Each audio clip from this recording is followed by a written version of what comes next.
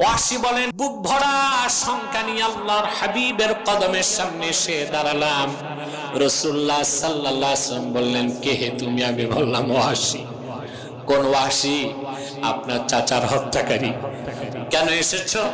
ওয়াসি বলল, ইয়া রাসূলুল্লাহ, ইয়া হাবিবাল্লাহ, ক্ষমা চাইতে এসেছি, ঈমান এনে মুসলমান হতে এসেছি।